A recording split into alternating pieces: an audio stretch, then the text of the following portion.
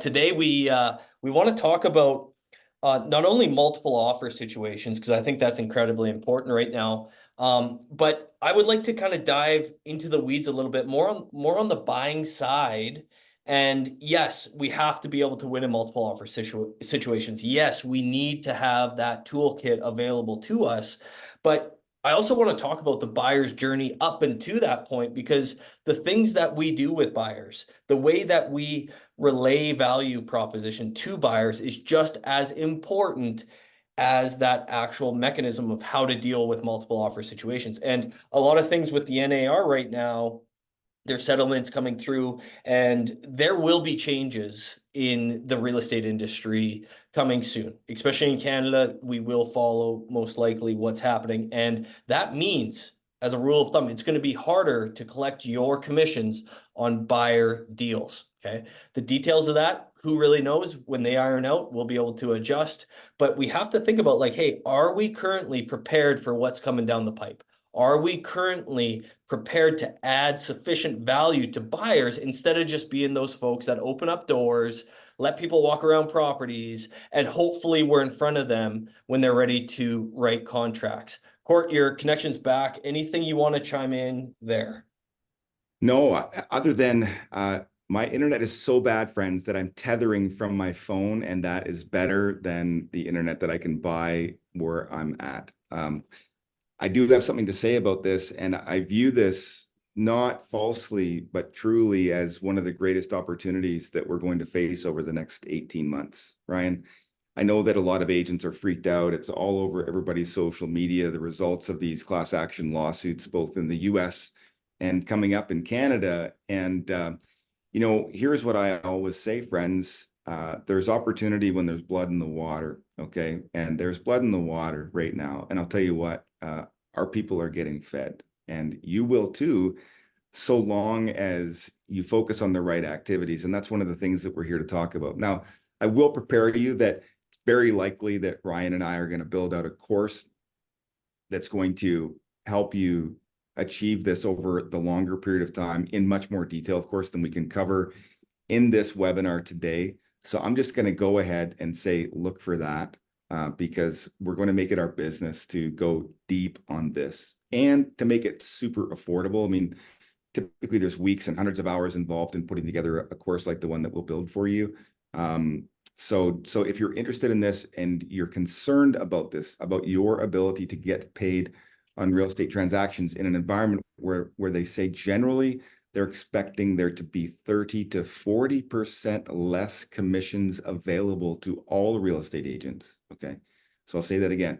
The pool of commission available to real estate agents for all the same homes that will continue to be sold is expected to diminish by 30 to 40%. If you want to find out how to take a disproportionate and unfair share of that, make sure that you're paying attention for this course that we'll undoubtedly launch over the next month or so.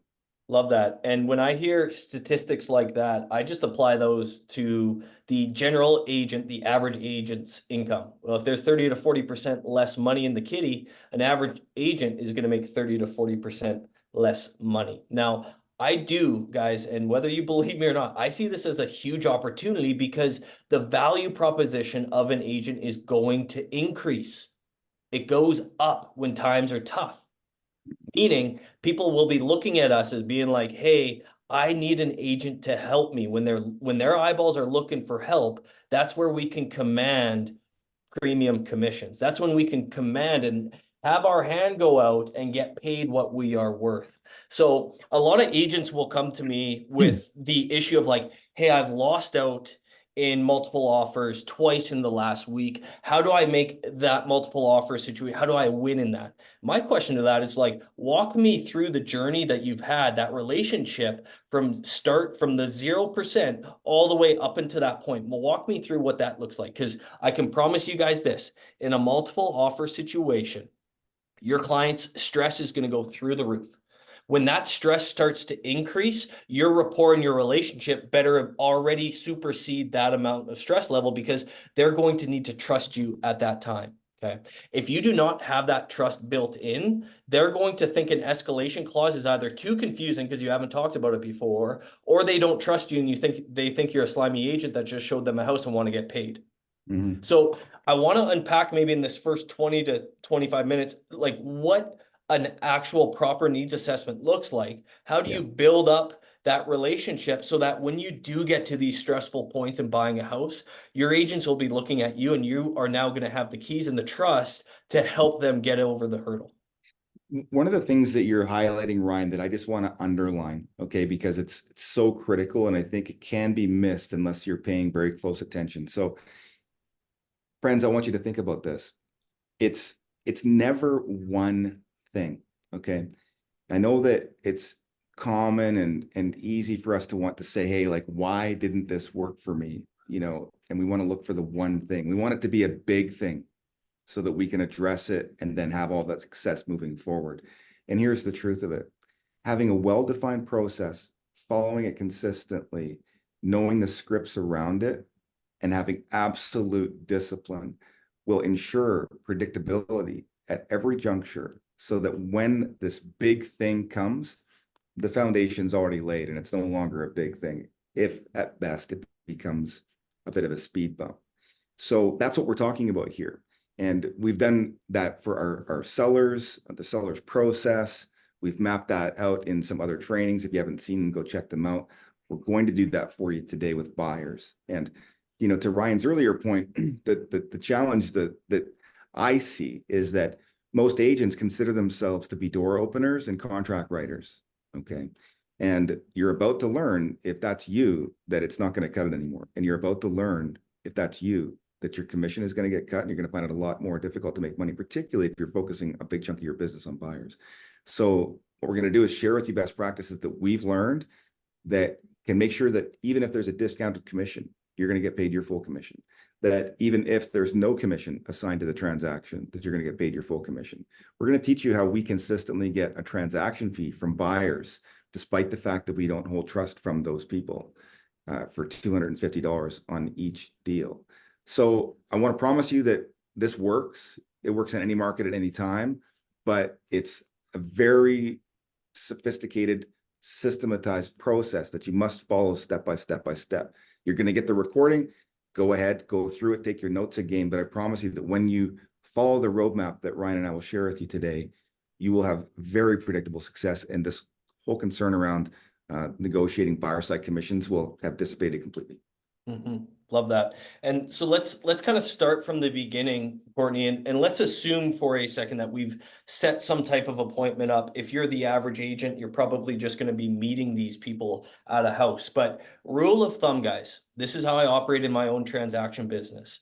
The first time I get to meet someone, okay, whether it's a seller, maybe for a market evaluation, or I am meeting a buyer at a house, or I'm meeting them to me, that's game day. I want to treat that initial contact with another human being as my own game day. I have an athletic background. I always think of like, hey, if Nathan McKinnon or Connor McDavid, if they have a game, they have a process that they follow that day. There is nothing that gets me more fired up than having a listing appointment or if I'm meeting a buyer for a first time, because that is the start of a relationship. And yes, I'm biased because I'm going to get paid at the end of that, but I'm like, I can make a difference in these people's lives. I can take them through this process and make it as easy as for them as possible. So I think that's just worth noting because a lot of agents will conduct these meetings like, oh, hey, I'm just going to open this door. I'm going to say hi. I'm going to be friendly. If they want to write an offer, great. If not, I'm just going to go to my next appointment or whatever the case is. And I'm like, no, this is an opportunity for me to start to build my value proposition. And oh, by the way, before I've met those people, they've gotten a video message from me, quickly introducing myself, letting them know, confirming the appointment time. I'm going to meet you at 123 Main Street Saturday at 1:30. Really looking forward to meet you. In the meantime, if you have any questions, this is my cell number. That's a video message. So now I've broken that little barrier, that awkward point. Every agent knows it. When you walk up to a property, there's some people over there. They're looking at you being like, is that an agent or is this just some person walking around? They know who you are. And that's a huge icebreaker. Yeah, it is huge. I'll take one step back, Ryan, because I've talked endlessly about this, but one of the favorite script frameworks that we use, it's consistent across all of the teachings that we offer. When you're going through that initial qualifying conversation with someone, when they're talking about seeing a house, when they're wanting to, in any way get started as a buyer, whatever that looks like, First of all, remember your first meeting, right, should be in a place where you have some control. Ideally, not their house, ideally, not somebody else's house. Now, that's not to say there can't be exceptions, but the vast majority of your first appointments with these people should be in a place where you have authority, where you have control. Okay, so that's thing one. Thing two, don't forget the framework that we've taught many times before. As you're going through that conversation, you're asking questions framed around who, what, when, where, how. Tell me more about, help me understand. You're going to be using that triangle of proximity that we've explained a bunch of different times, which is you having the conversation with the prospect using the example of somebody else in a similar situation that you've helped before, focusing on that person's journey and how you have facilitated it, and then using the closing script. So why don't we? And then why don't we do this, go do that, mortgage broker, whatever. So to Ryan's point, when you're sending them this video, they're already in rapport with you. You've provided such value. You've created this journey of self-discovery. They know what's coming up, right? Don't also forget that when we're meeting with these people, we want to assign a little bit of homework too. So is it okay? You have a pen handy? Go ahead, write this down. Give them some homework, things to bring to this meeting. Bring your wish list, the 5 things that you must have in the house, the 5 things that you really couldn't stand. Tell me the neighborhoods that you might like, the neighborhoods that you don't like, and bring your pre-approval letter. Like, you can make up your own list of homework. Just remember that teachers assign homework. That gives you authority. You've told them to write it down and bring it with them to the meeting, okay? Now, initially, after you've, sent them the video, sometimes people will say, so like, how come we can't just go see houses, right? That's a natural objection. Simple response is, listen, it's going to be distracting. I don't know what's going to be going on in that house. And it's really important that we be able to get deep on your needs and your wants. And then we'll leave the office and go see the properties right after. So it's really only going to slow us down about 20 minutes. There's a bit of a presentation that I want to go through with you. There's a bit of paperwork. I want to make sure that you understand what my job is in serving you. And then after that, we'll go see those properties. Does that make sense? They're going to say, yeah, of course it does. Okay, great. Boom. Hang up, send the video, wait for the meeting. Love that. And when we actually step back and think about this, like, if we're going to help someone through the most expensive purchase probably in their life to date, probably 95% of people, like, in my mind, like, wouldn't that warrant at least some type of sit down? Like, I can't go get tenant insurance without going and sitting down with an insurance person. I can't go do anything at my bank without needing to go meet with someone. So, like, when you put it in context of that, if you're going to help someone go buy a 5, 6, 7, $800,000 house, then, like, dang right, it's like, we're going to meet so that I can educate you on what to expect through this process. Okay. And that's what we call a needs assessment. Okay. We've heard it, we can call it whatever we need, but for context of this, we need to get into a formal environment where they see us as the educator and we take them through a needs assessment. And a lot of key things like Courtney mentioned there, you need to address, and don't just be that agent being like, oh, I'll just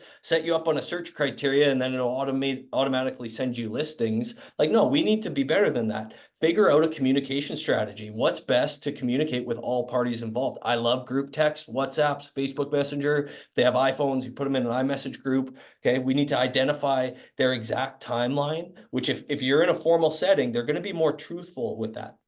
Timeline drives a lot of it. And a very, very important point that a lot of folks miss in the needs assessment, you have to educate them on what's going on in the current market. Okay. Through the buying process, buyers will get stressed, anxious, nervous when something comes up that they were not aware of or didn't see coming. Okay. So if you can start to plant seeds of what to expect in that needs assessment, your future self is going to be thankful you did, because you're going to take roadblocks and turn them into speed bumps. Yeah. So guys, one of the things that we'll do when we're putting this course together is we'll show you our buyer presentation. Okay. You should never be having this conversation without the document in front of you and the client following along. And here's why. Because you're human and you're going to forget some of the really important things. You might forget to mention the fact that you can help with new builds. You might forget the fact that you can help with door knocking a neighborhood and going to find them a listing. You might forget the fact that you can help with for sale by owners or distressed sales. I mean, there's lots of different things that you do as a buyer's agent that will establish incredible value that you've simply forgotten about. Okay. So your presentation is as much for you as it is for them. Right? You need to be reminded of what your own value proposition is so that you can communicate that. Because guess what? you're going to be having the conversation about what it costs to work with you. And we'll also teach you how to have that conversation. I get that it's difficult, and a lot of agents prefer to defer it or ignore it or pretend that it doesn't exist and then just do it at the time that they're writing the offer. I'm telling you right now, in the future, if you do that, there's a really good chance that you're not going to get paid at all. Straight truth. Straight Yeah. truth. And that's where you made a lot of good points there about that needs assessment. And it's also differentiating yourself from other agents or from other experiences that they've had in the past. Think about it, guys. Your scripts and your dialogues are going to be better. You're going to be sending a video, right? No other agent that they probably worked with or seen in an open house is going to actually sit them down and educate them on the process. So you're ratcheting up your value proposition. And also, if you're thinking, oh boy, that's going to be a lot more extra time, think about this. If I'm going to spend 8 hours with buyers from initial meet to closing, I want to front load that amount of time to have a disproportionate amount early in that relationship, because I want that relationship solidified and I want that education to happen early on, so that for the rest of that process, they either know what's about to happen, or if they have questions, they're going to actually reach back out to me, so that my conversion goes through the roof with my buyers. I do not want to let those buyers go off to where they have questions and maybe they go to an open house and get picked up by someone else, right? I want to be their guy. The only Yeah. way I can do that is if I have sufficient value proposition. You know, and it's not crazy to do, guys. I'm going to give you a simple example and a screen share here about how simple this is. Ryan, you see my screen? It's my link tree. Yep. Yep. Okay, awesome. So guys, listen, no matter who I'm working with, I'm always sending my link tree. It's in my signature, it's in some text messages, it's in a lot of my automations. Here's why. When people book some time with me, let's say in your case, we're talking about using these tools. I think Linktree is like, I don't know, $100 a year.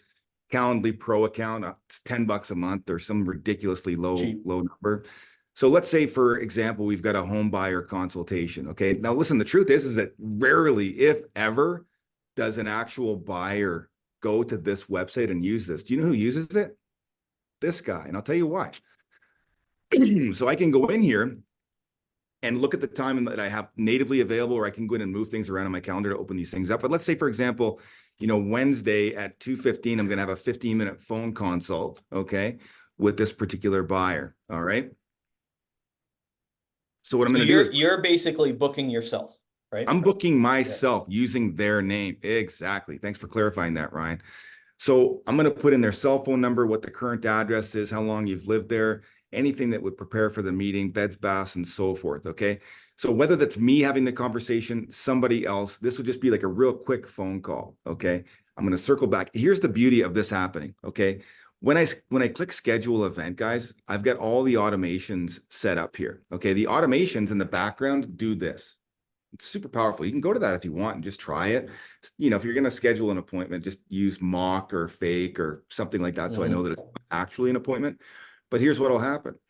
You'll get reminders immediately, 3 days before, 2 days before, the day before, 3 hours before, by text and email. You'll get links to a Vimeo page that'll have introductory information about what the service looks like, what we do, how we do it.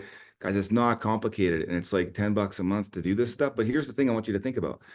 All I had to do was schedule my appointment in my own Calendly. And now this client thinks that I'm the most sophisticated person that they've ever met. Like, it blows people's minds. Be like, I can't believe all the reminders you sent me. And be like, I didn't. I actually spent 4 hours setting up my Calendly, and I spent 10 seconds putting you in it. So like, we'll help you build all these systems. We're going to go to that level of depth when we go into our course. Naturally, today, we don't have that much time. Yeah. And those workflows, if you will, are not that complicated to do. It's just, you got to know how to set it up. And that's the beauty of this, is what we're going to teach you guys through this course. It's all going to be scalable, right? It's all meant to make sure that you're commanding a premium for your paychecks with your buyers. And it's not a ton more work, right? So love that. Now, Courtney, talk me through maybe something unique that you're going to be doing at, say you have a certain set of showings. You got 2 or 3 houses, you're taking buyers to, it's their first time out. How are you going to be guiding them, if any, through those properties? Anything unique that you're going to be doing? Yeah, super specific. So a couple of rules of thumb, friends. Try to book in groups of 3 or 5. Generally going to try to avoid doing 4 showings at a time where possible. And here's why. You want to show the worst property last, and you want to show your best property at about position 3. Okay. And the reason why is that if you always finish strong, okay, then people are going to think that they should keep going. Like psychologically, if I give 3 showings and the first one's okay, the second one's good, and the third one's amazing, then psychologically they're thinking another round of showings will yield the best results and the next ones. And so they keep on expecting better properties to be coming. So I need to set a psychological expectation that the third property is terrible. Okay, first one's going to be good. Third one is the one that I think that they're going to buy, best of my knowledge. The third one is going to be horrendous. There's a 0% chance, right? So then next time, same thing. So I would much rather spend an extra 30 minutes setting myself up for success and showing fewer properties than I would just trailing around town based on proximity. Okay, so I want you to be strategic. Try to limit your showings to no more than 5. And again, you can put that great property in position 3 or 4, and then you're bad in position 5. So that's just one of the things in terms of scheduling. Okay. Now, next thing that I want you to think about is always setting expectations for your next meeting. So you heard in that quick script where I was saying, hey, the things to prepare for your next meeting, right? So presumably we've already met at the office, we've gone through the needs assessment, we've looked at some properties, and I already have some stuff booked, right? We have to be quick on our webinar today. There's only so much that we can cover. That's not one of the things. But at the end of that meeting, let's say I've gone through 3 or 4 showings that particular day. In general, the very first day, it's going to be like just for fun. Like we're just looking, we're not going to write any offers, but I will say in my presentation, because it reminds me, typically my buyers really only see anywhere from 4 or 5, sometimes 6 or 7 properties before they buy. Reason is because we're going to do such a great job doing our needs assessment and choosing properties that you won't need to see a bunch of others that aren't going to fit for you. And so I'll set the expectation that we're only going to see so many, and that we're only going to go out in so many days. And I'll structure the showings in such a way that psychologically I can crimp the amount of time that we've got to spend. And then I'll set the expectation for each and every next meeting for what we will be doing. So here's what I'll say. So let's say we've already done that first set of showings. Now we're going out for the second one in 2 or 3 days. So I'll say, tell me guys, like, how did you feel about these showings today? Well, we felt pretty good about them. Any property that you really like, good, bad, the ugly, who, what, when, where, how, tell me more about, help me understand, triangle proximity. Why don't we do this? Like it works everywhere, right?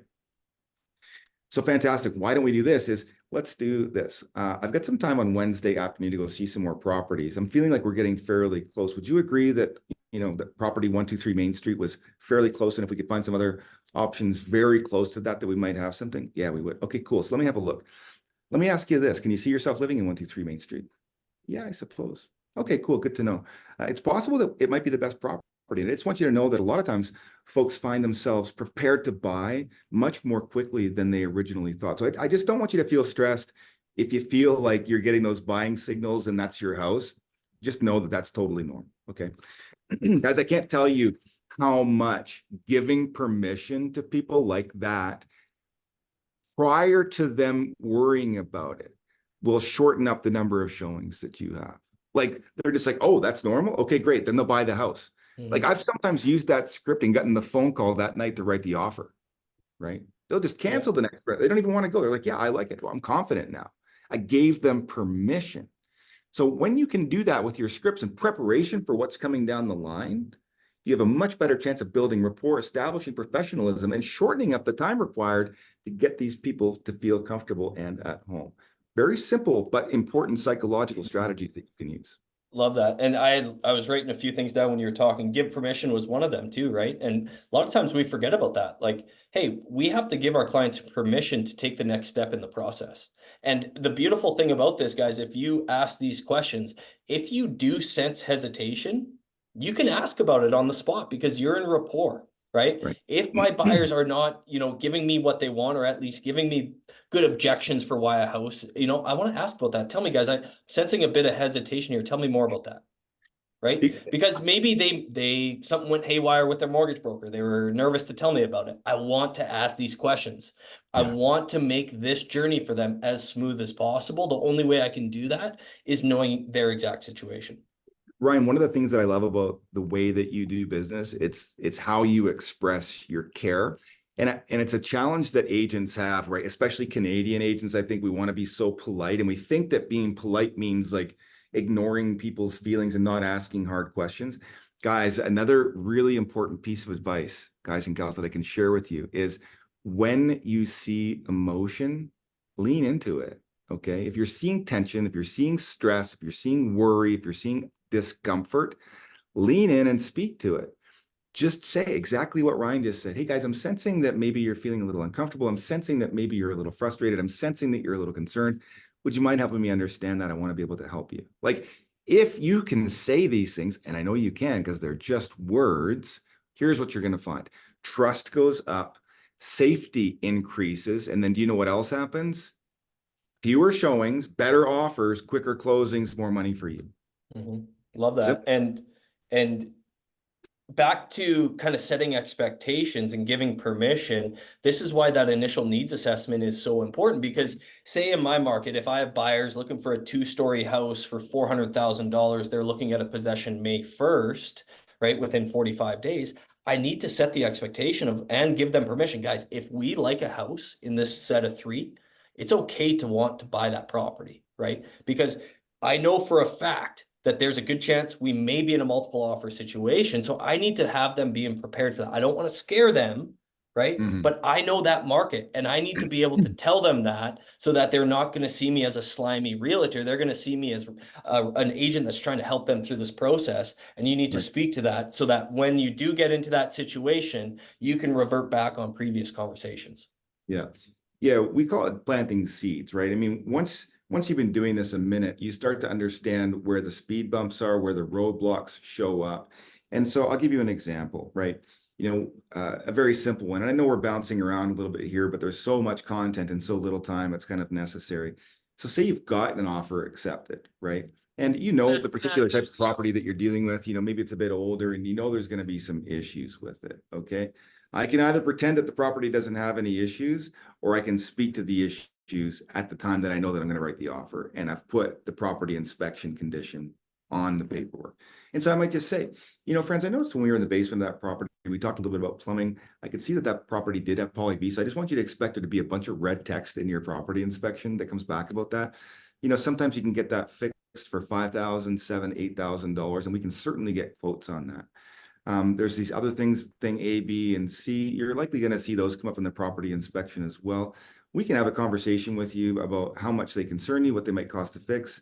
It's possible that we might be able to have a conversation with the seller, get in to address those things, or maybe reduce the price. But I have to tell you, in a competitive market like this, it's more likely that would cost your deal. Okay, so I just want to prepare you for the likelihood that you may have to accept some of these things if we find ourselves in competition. I don't want that for you, but I feel like it's my job to prepare you for that possibility if it does present itself. Does that make sense? Does that sound fair? Like, you see what I did there, guys? Like, I just mitigated risk. Now we're buying the house. But if I didn't say that and the property inspection came out the same way, now it's a big surprise. Oh, I'm not buying this house. Screw these guys. They're liars. They didn't talk to us about it. Blame the property inspector, blame the family, blame the house. Let's go see 27 more properties. I'm like, but it was a perfect house. Yeah. These problems are addressable. Why are we going back on the road again? Well, it's because I wasn't a very good realtor. So I want to do a better job. And when you do, closings happen fast, prices are better, clients are happier, they refer more. Facts. And they'll listen to you. That's what I love about this whole framework that we're laying out, is that if you do these things properly, your clients are going to trust you, right? Because I know it to be true that usually that first property that people write on, like, that's the house for them.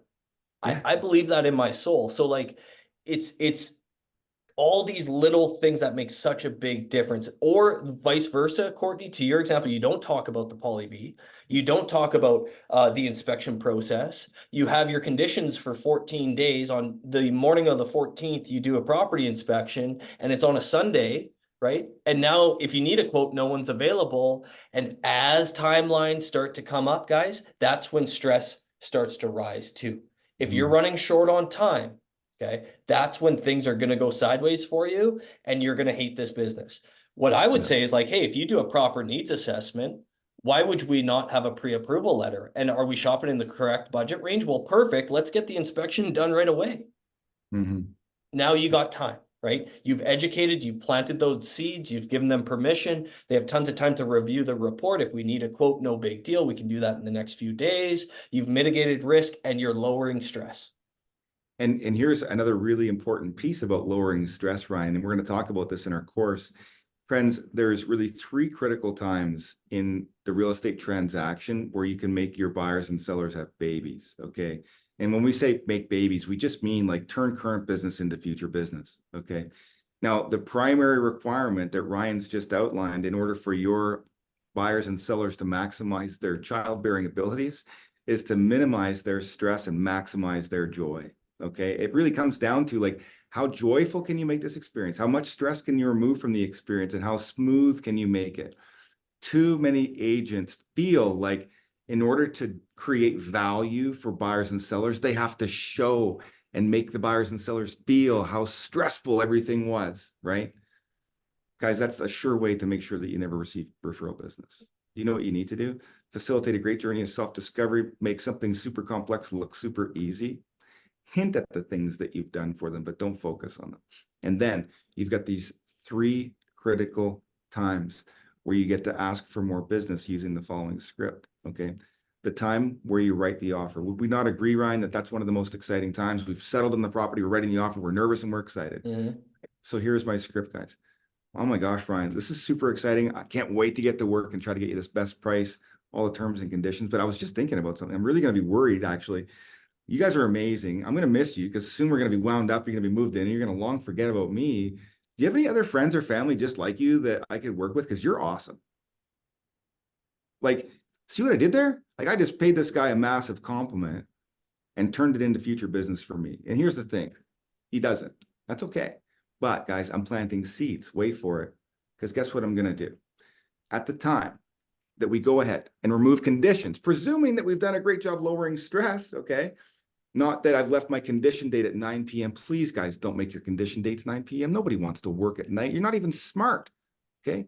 Make your conditions like noon during the workday, okay? So we've got our conditions removed smoothly. We've given ourselves appropriate time. Our client's not stressed. Hey, guys, great news.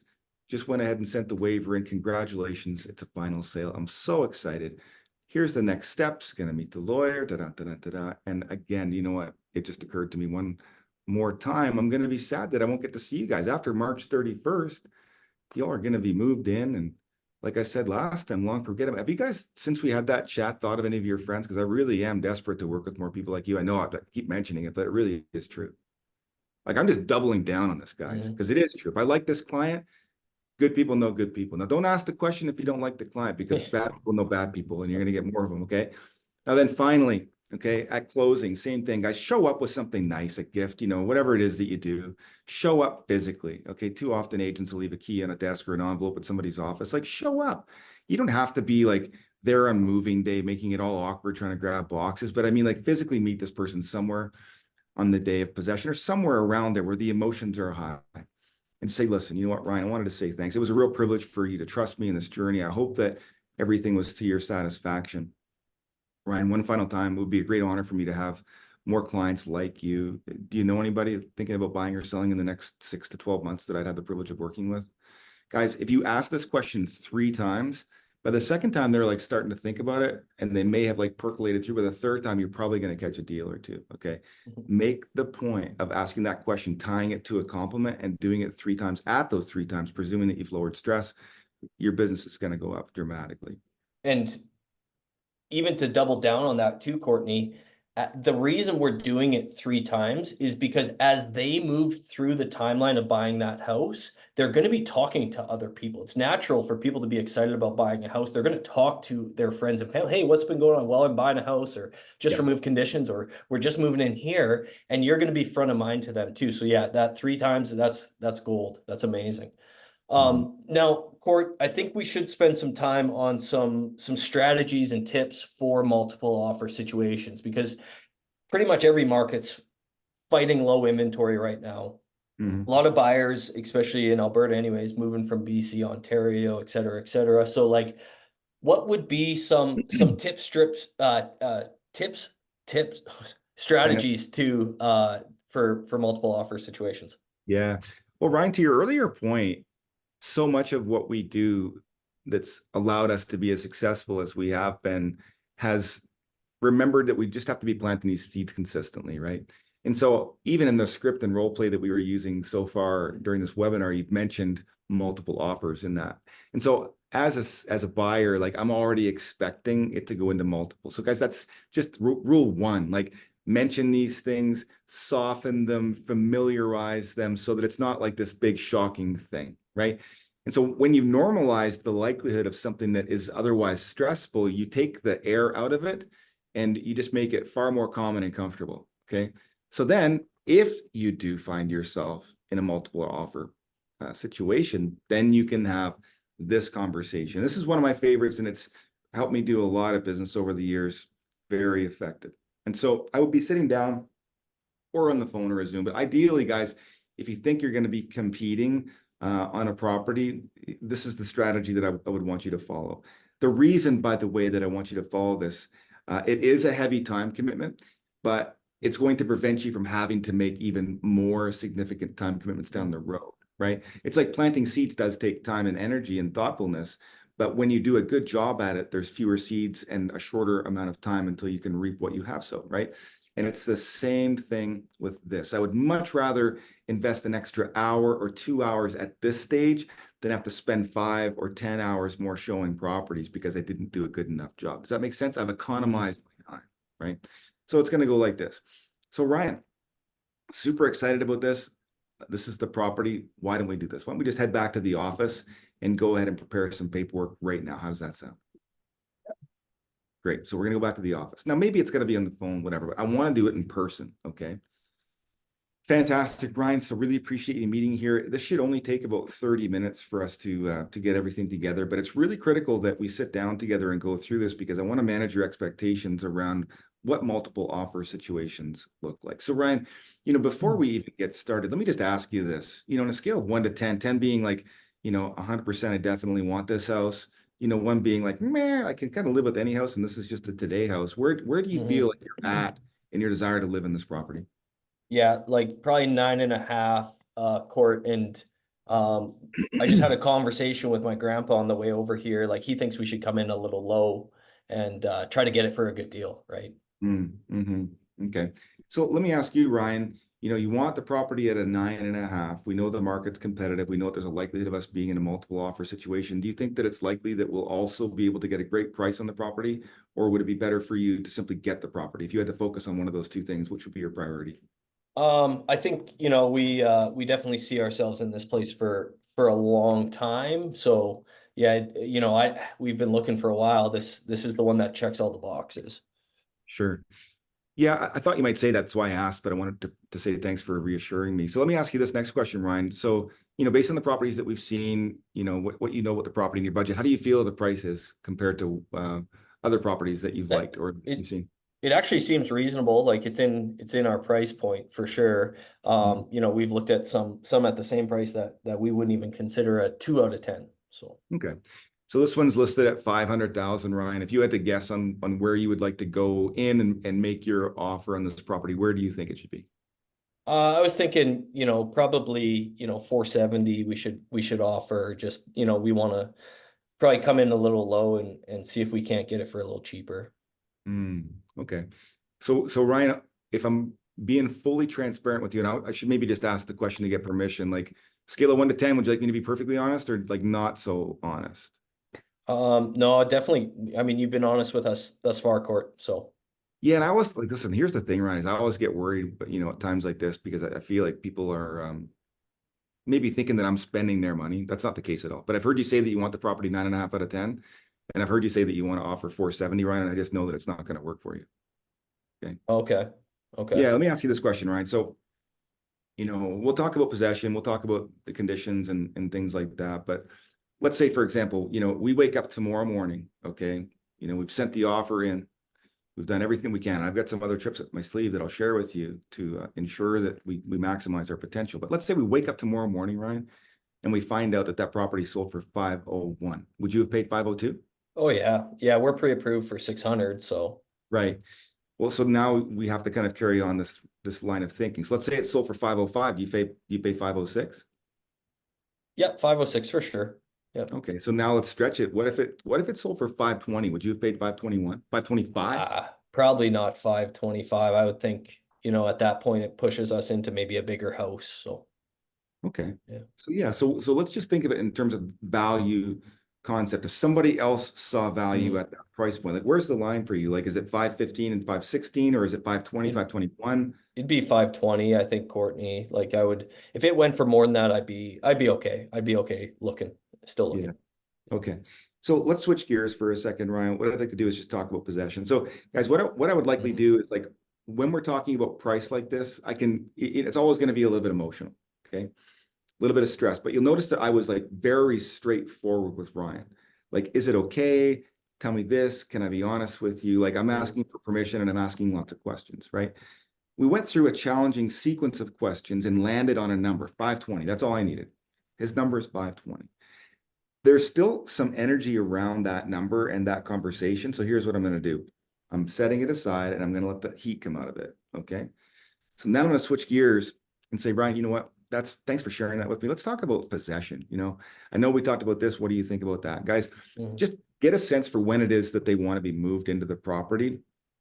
Figure out if it's going to work from a condition standpoint. Focus on the inclusions that they want in the property. And sometimes you can even do this first if you're having a hard time getting them to commit. The physical stuff that they want in the property. Now they're physically moved in, right? Part of the closing strategy, visualization. Visualize them in the property. Help them see it too, okay?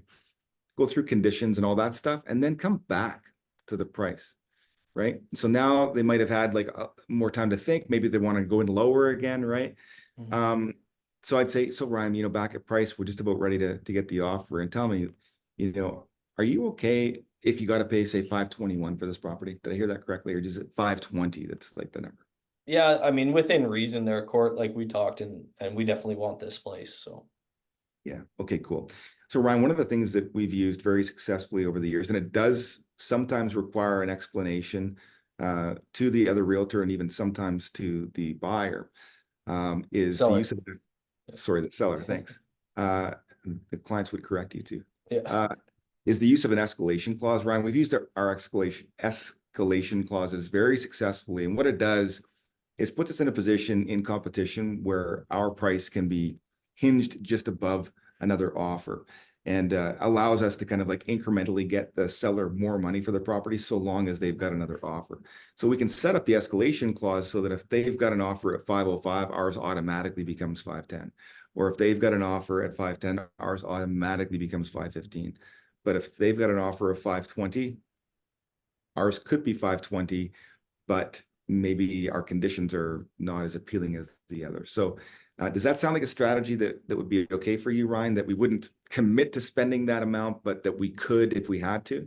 Yeah, that kind of mitigate our worry of, overpaying, if you will, because we don't want to lose it, but we also don't want to, pay way more than if there's another offer and it's for 490, say, right? Yeah, yeah, exactly. Okay. Very cool. So we'll consider that. Now, Ryan, one of the other challenges that we often find when we're looking at writing offers in competing offer situations is that there's stones left unturned. And my personal example, Ryan, what I would like you to do is just to have you think about what's so special about this property from an emotional standpoint. Forget about the economics of it all, but like what connects you to this home? Because I can promise you this, they're probably the same things that connected this family to it when they bought it. And if we're able to create just a little bit of positive energy between the two of you, that could help us overcome a little bit of a shortfall on cash, possession, or some of the conditions. So if you don't mind, could you guys just take like, maybe 10 minutes? I'll go grab us some waters. And could I just have you like, write out a bit of a letter that would compel these folks to want to consider your offer? Would that be okay with you guys? Yeah, that's a good idea, actually. We'll do anything if it means the kind of the tipping point to get the house. Yeah, well, I'm going to level it up one more. And personal story, Ryan, I had an actual realtor do this before I was a real estate agent, and I've totally ripped off this idea. It's not mine, but it is one of the best things that I've ever seen it play. Because I sold a house one time personally. There were 5 competing offers, but there was this one agent. Okay, and here's what he did. And this is what I would suggest that we do as well when we're writing our offer on this property. This realtor brought the buyers with him to our driveway, hand delivered the offer, hand delivered the letter, and then came to the door, walked us through the details of the offer, and then said to us, and by the way, my folks really want your house. Just know that if there's any questions or changes that you'd like to make on the contract, we've got pens handy. We could simply cross things out and initial them and have your house sold immediately. So just let us know. We'll just be in the driveway. Thanks very much. And I was like, But Ryan, since I've seen that, I can't help but want to do that for every client like you in a competing offer situation, because I'll tell you, as a seller in that environment, I wanted those people and their realtor to buy this house. And the thing was, we made them have the best offer. That's an interesting thing about it. They were not the best offer. We made them the best offer. We just gave them the keys. We said, here's what we want. He said, okay, I'll go make the initial. And they did it. And so I would do that for you too, Ryan. So could we square up some time tonight where we can go do that? I'll let the sellers know and their agent know that they've requested me to present in person. So if you can give me that legal instruction, I can communicate that. And then we would go do this, present your letter, present the offer, get all the questions answered, and maybe buy that house tonight. Would that be okay with you? Yeah, that'd be amazing. That's a good idea. Okay, fantastic. Let's go. So guys, I want to tell you, not my idea, but I saw it used on me as a seller, arguably one of the most effective strategies that's ever played out in my life. It's incredibly powerful too, because think of your buyers in multiple offer situations not getting the property. Now you got to restart. And also they're upset. And guys, no matter what, restarting, like you've got to reinvigorate yeah, them after the days of emotional draining. Like there's a whole process involved there that we can't overestimate. yeah.